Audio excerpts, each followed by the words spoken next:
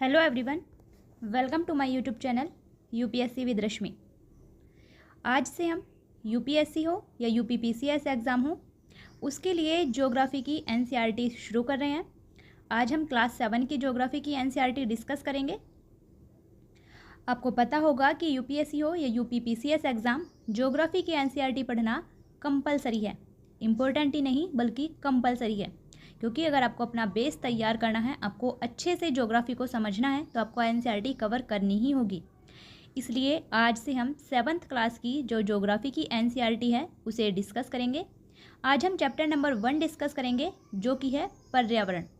तो शुरू करते हैं आज का वीडियो। पर्यावरण। लंबी छुट्टियों के बाद जब रवि स्कूल जा रहा था, तब उसने देखा कि उसके स्कूल के निकट के खेल के मैदान में खुदाई हो गई थी। वही एक मैदान उनके खेलने के लिए वहां पर था। लोगों ने बताया कि वहां अनेक फ्लैटों वाली एक बड़ी इमारत बनेगी। जब रवि को समझ में आया कि मुलायम घास, गेंदे के फूल और तितलियों वाला विशाल मैदान अब हमेशा के लिए नष्ट हो चुका है, तो उसकी आंखों से आंसू छलकने लगे। उसने यह बात अपने सहपाठियों को बताई। सुबह की सभा में प्रधानाचार्य जी ने भी बहुत उदासी से कहा कि देखो कैसे हमारा पर्यावरण बदल रहा है। आपको ये कहानी इसलिए पढ़नी है ताकि आपकी मेमोरी स्टेबल रह सके। आपको जब आप इस कहानी को पढ़ेंगे, कहानी के साथ साथ पूरे चैप्टर को पढ़ेंगे, तभी आप उस चैप्टर को अच्छे से याद रख पाएंगे। तो आपको कहानी भी साथ में पढ़नी है। आगे देखते हैं। कक्षा में पहुंचकर रवि ने अपने शिक्षक से पूछा कि पर्यावरण क्या है। पहला पॉइंट यहाँ हमें नोट करना है, अगर आप नोट्स बना रहे हैं, या फिर आप अंडरलाइन भी कर सकते हैं कि पर्यावरण क्या है। जो कुछ भी आप अपने आसपास देखते हो वो सब पर्यावरण है। शिक्षक ने बताया कि जो कुछ भी हम अपने आसपास देखते हैं वो सब पर्यावरण है। रवि कहने लगा, यानी इसका अर्थ है स्कूल भवन, मेज, कक्षा में रखी कुर्सियाँ, यहाँ तक कि खुला मैदान, सड़क, कूड़ा करकट, मेरे दोस्त, ये सभी हमारे पर्यावरण के अंग हैं। हाँ, शिक्षक ने कहा, सभी हमारे पर्यावरण का अंग है। जो कुछ भी हम अपने आसपास देखते हैं वो सभी पर्यावरण का अंग है। लेकिन कुछ वस्तुओं का निर्माण प्रकृति ने किया है, जैसे कि पर्वत, नदियाँ, पेड़, प्राणी, इन सभी का निर्माण प्रकृति ने किया है। जबकि अन्य वस्तुओं का निर्माण मानव ने किया है, जैसे कि सड़क, कार, कपड़े, किताब आदि, इन सभी का निर्माण किसने? मानव ने किया है। अब यहाँ सूची बनानी है, इससे हमें कोई लेना देना नहीं है। अब बच्चे अगला सवाल पूछते हैं कि हमारा पर्यावरण क्यों बदल रहा है। शिक्षक ने उत्तर दिया कि ऐसा हमारी ज़रूरतों के कारण होता है, जो कि दिन प्रतिदिन बढ़ती रहती हैं। तो हमारा पर्यावरण क्यों बदल रहा है? हमारी ज़रूरतों के कारण, जो कि दिन प्रतिदिन बढ़ती ही जा रही हैं। ऊपर बताया गया है कि पर्यावरण हमारे जीवन का मूल आधार है। क्यों? क्योंकि पर्यावरण हमें सांस लेने के लिए हवा, पीने के लिए जल, खाने के लिए भोजन और रहने के लिए भूमि प्रदान करता है।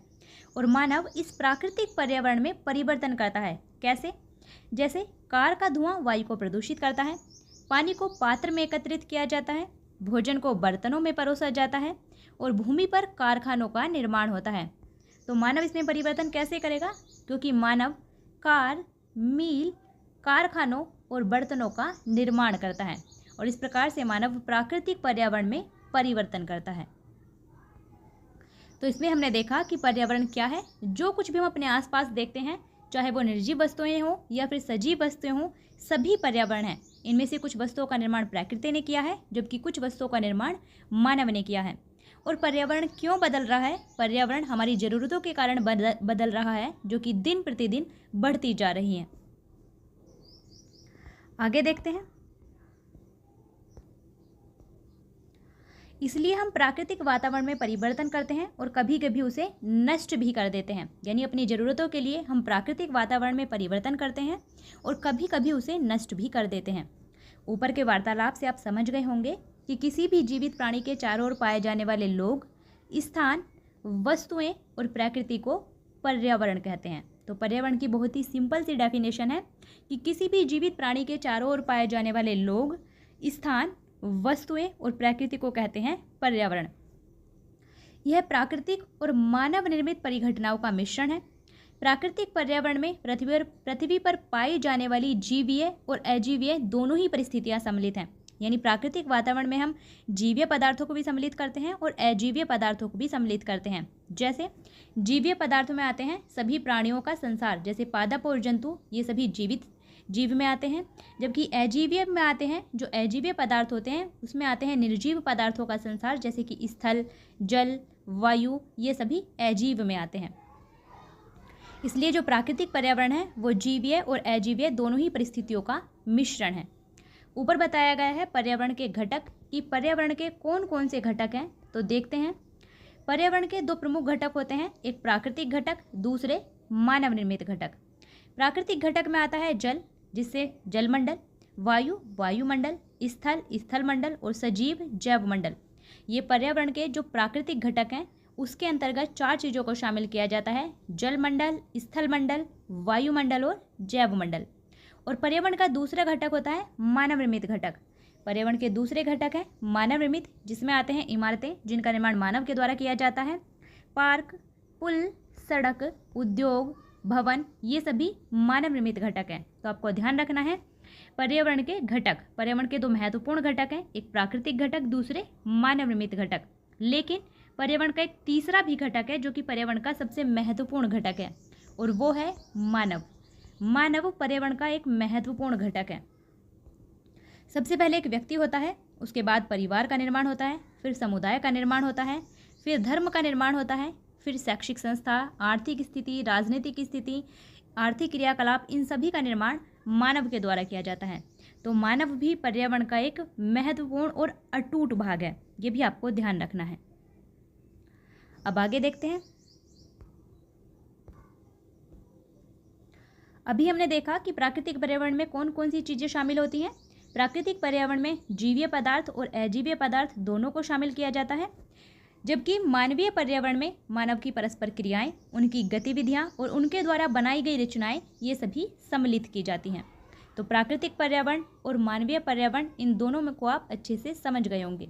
प्राकृतिक पर्यावरण में जीवीय पदार्थ और अजीवीय पदार्थ दोनों सम्मिलित होते हैं, जिनका निर्माण प्रकृति ने किया है। जबकि मानवीय पर्यावरण में मानव की परस्पर क्रियाएं, जो मानव आपस में क्रियाएं करते हैं, उनकी गतिविधियां और उनके द्वारा जो रचनाएं बनाई गई हैं, उनके द्वारा उन मानव के द्वारा जिन भी स्थलाकृतियों का, जिस प्रकार के स्ट्रक्चर का निर्माण किया गया है, वो सभी मानवीय पर्यावरण में सम्मिलित की जाती हैं। जो हम यूज़ करते हैं वर्ड पर्यावरण, इंग्लिश में कहते हैं एनवायरनमेंट। तो पर्यावरण यानी एनवायरनमेंट, उस शब्द की उत्पत्ति कैसे हुई है? पर्यावरण यानी कि एनवायरनमेंट जो शब्द है उसकी उत्पत्ति एक फ्रेंच भाषा का शब्द है एनवायरोनेर। एनवायरोनेर से हुई है, जिसका अर्थ होता है पड़ोस। तो पर्यावरण का मतलब हुआ पड़ोस। हम अपने आसपास जो कुछ भी देखते हैं वो सब पर्यावरण है। अब एक एक करके अध्ययन करते हैं प्राकृतिक पर्यावरण और मानव निर्मित पर्यावरण। सबसे पहले बात करते हैं प्राकृतिक पर्यावरण की। प्राकृतिक पर्यावरण भूमि, जल, वायु, पेड़ पौधे और जीव जंतु मिलकर प्राकृतिक पर्यावरण बनाते हैं। तो प्राकृतिक पर्यावरण का निर्माण कौन करते हैं? भूमि, जल, वायु, पेड़ पौधे और जीव जंतु मिलकर प्राकृतिक पर्यावरण बनाते हैं। स्थलमंडल, जलमंडल, वायुमंडल और जैवमंडल, जिनसे आप पहले से ही परिचित है, ये सभी प्राकृतिक पर्यावरण के घटक हैं। अब इनके बारे में कुछ डिटेल में बात करते हैं। स्थलमंडल किसे कहते हैं? पृथ्वी की ठोस परपटी या फिर कठोर ऊपरी परत को कहते हैं स्थलमंडल। तो स्थलमंडल की बहुत ही सटीक सी डेफिनेशन और बहुत ही सिंपल डेफिनेशन है कि पृथ्वी की ठोस परपटी या फिर पृथ्वी की कठोर ऊपरी परत, उसे कहते हैं स्थलमंडल, जो कि चट्टानों और खनिजों से बना होता है और मिट्टी की पतली परत से ढका होता है। यह पहाड़, पठार, मैदान, घाटी आदि जैसी विभिन्न स्थलाकृतियों वाला एक विषम धरातल होता है स्थलमंडल। और स्थलाकृतियाँ महाद्वीपों के अलावा महासागर की सतह पर भी पाई जाती हैं। यानी जैसी हमें स्थलाकृतियाँ पहाड़, पठार, मैदान, घाटी, ये जो विभिन्न प्रकार की स्थलाकृतियाँ हमें महाद्वीपों पर मिलती हैं, ऐसी ही स्थलाकृतियाँ हमें महासागर की सतह पर भी मिलती हैं। स्थलमंडल वह क्षेत्र है जो हमें वन, कृषि और मानव बस्तियों के लिए भूमि और पशुओं को चरने के लिए घास स्थल प्रदान करता है। और स्थलमंडल खनिज संपदा का भी एक स्रोत है। यहाँ बताया गया है, यह है स्थलमंडल, ये वायुमंडल, ये जलमंडल, ये जलमंडल, ये वायुमंडल, ये स्थलमंडल और ये जैवमंडल। अगर आप जैवमंडल को देखना चाहें तो मान लीजिए ये जलमंडल, ये स्थल मंडल, ये वायुमंडल और इन तीनों का जो संगम है, जहाँ ये तीनों चीज़ें मिलती हैं, उसे कहते हैं जैव मंडल। यह है जैव मंडल।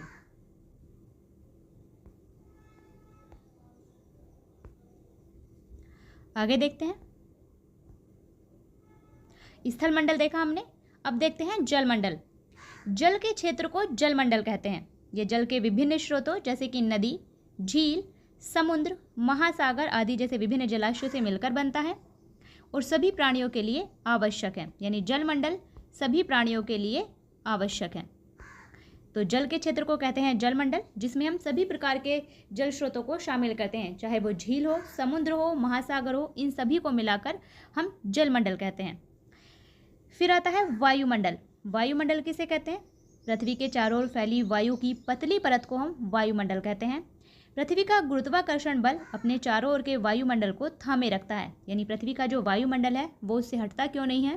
क्योंकि पृथ्वी का जो गुरुत्वाकर्षण बल है वो अपने चारों तरफ के वायुमंडल को रोक कर रखता है और ये सूर्य की झुलसाने वाली गर्मी और हानिकारक किरणों से हमारी रक्षा करता है। यानी ये जो पृथ्वी के चारों तरफ वायुमंडल है वो सूर्य की झुलसाने वाली गर्मी और हानिकारक किरणें कौन सी हैं? अल्ट्रावायलेट रेज, उनसे हमारी रक्षा करता है। आगे देखते हैं। इसमें यानी कि वायुमंडल में कई प्रकार की गैस, धूल कण और जलवाष्प उपस्थित रहते हैं। तो वायुमंडल क्या है? वायुमंडल अनेक प्रकार की गैसों, धूल कणों और जलवाष्प का एक मिश्रण है। वायुमंडल में परिवर्तन होने से मौसम और जलवायु में भी परिवर्तन होता है। मौसम और जलवायु क्या होती है उसे हम आगे पढ़ेंगे। अब बात करते हैं जैव मंडल की।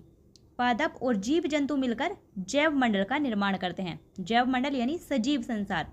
और जैव मंडल क्या है? जैव मंडल पृथ्वी का वह संकीर्ण क्षेत्र है जहाँ स्थल, जल और वायु मिलकर जीवन को संभव बनाते हैं। अभी मैंने बताया था कि मान लीजिए स्थल मंडल, ये जल मंडल, ये वायुमंडल, तो वो ऐसा संकीर्ण क्षेत्र जहाँ ये तीनों आपस में मिलते हैं और तीनों आपस में मिलकर जीवन को संभव बनाते हैं, उसे ही कहते हैं हम जैव मंडल।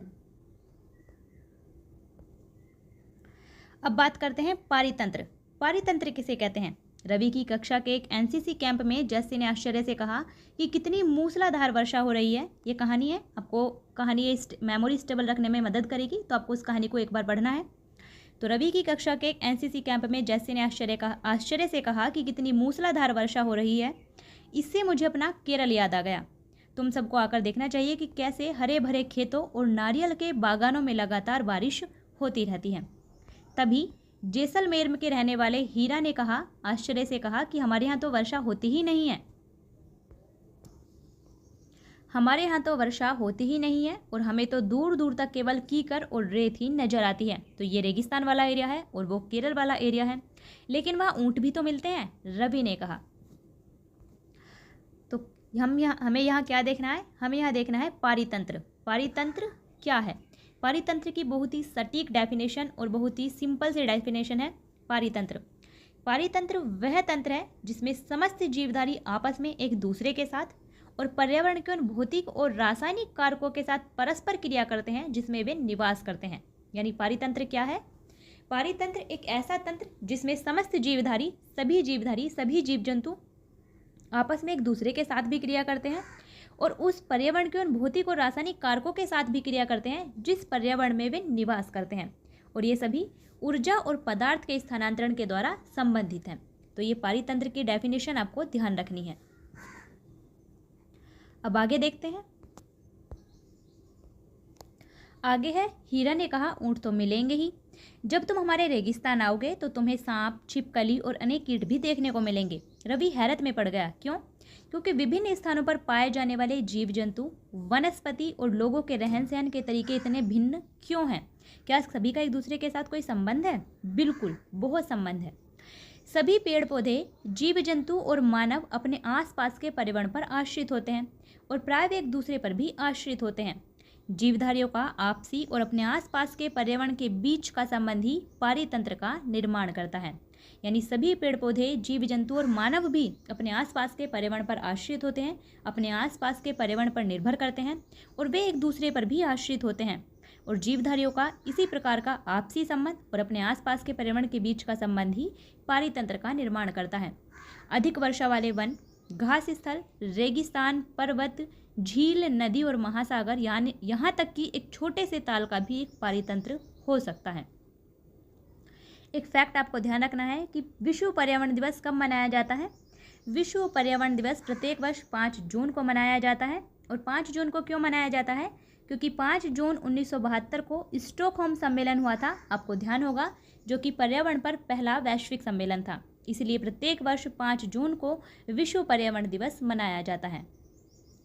आगे देखते हैं। अभी तक हमने देखा प्राकृतिक पर्यावरण, अब बात करते हैं मानवीय पर्यावरण की। मानवीय पर्यावरण क्या है? मानव अपने पर्यावरण के साथ पारस्परिक क्रिया करता है और उसमें अपनी आवश्यकता के अनुसार परिवर्तन करता है, यानी मानव प्रकृति को प्रभावित करता है और प्रकृति से प्रभावित भी होता है।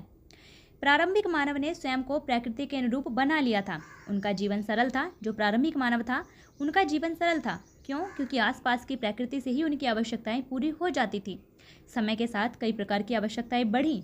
मानव ने पर्यावरण के उपयोग और उसमें परिवर्तन करने के कई तरीके सीख लिए। उसने फसल उगाना सीख लिया, पशुपालना सीख लिया, स्थायी जीवन जीना सीख लिया। पहिए का आविष्कार हुआ, आवश्यकता से अधिक अन्न उपजाया गया। वस्तु विनिमय पद्धति का विकास हुआ, व्यापार आरंभ हुआ और वाणिज्य का विकास हुआ। औद्योगिक क्रांति से बड़े पैमाने पर उत्पादन प्रारंभ हो गया। परिवहन तेज गति से प्रारंभ हुआ। सूचना क्रांति से पूरे विश्व में संचार सहज और द्रुत हो गया, यानी तीव्र हो गया। तो मानव ने प्रकृति को कैसे प्रभावित किया? क्योंकि पहले जो मानव था उसकी जो आवश्यकताएं थी वो प्रकृति से पूरी हो जाती थी, लेकिन वर्तमान की आवश्यकताएं बढ़ी तो प्रकृति से उसकी आवश्यकताएं पूरी नहीं हुई, तो उसने प्रकृति को अपने अनुसार परिवर्तित करना शुरू किया।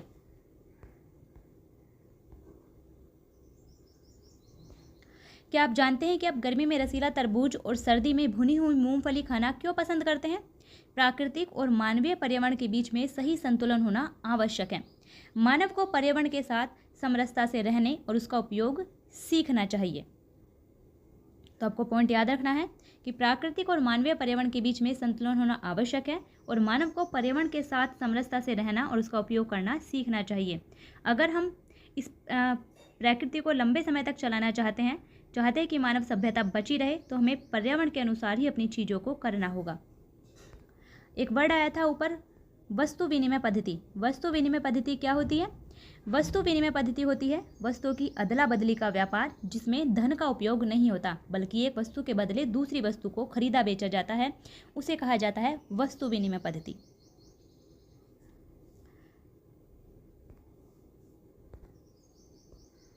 तो ये था हमारा आज का चैप्टर। इसके कुछ क्वेश्चन देख लेते हैं जिसमें क्वेश्चन दिए हुए हैं। इनमें से कौन सा प्राकृतिक पारितंत्र नहीं है? मरुस्थल, ताल या वन? तो इनमें से कौन सा प्राकृतिक पारितंत्र नहीं है? ताल। जो तालाब है वो प्राकृतिक मानव निर्मित पारितंत्र है, जबकि मरुस्थल और वन प्राकृतिक पारितंत्र है। नेक्स्ट क्वेश्चन है, इनमें से कौन सा मानवीय पर्यावरण का घटक नहीं है? स्थल, धर्म या समुदाय? तो स्थल मानवीय पर्यावरण का घटक नहीं है, जबकि धर्म और समुदाय मानवीय पर्यावरण के घटक है, जबकि स्थल प्राकृतिक पर्यावरण का घटक है। हमने देखा था पर्यावरण के घटक में।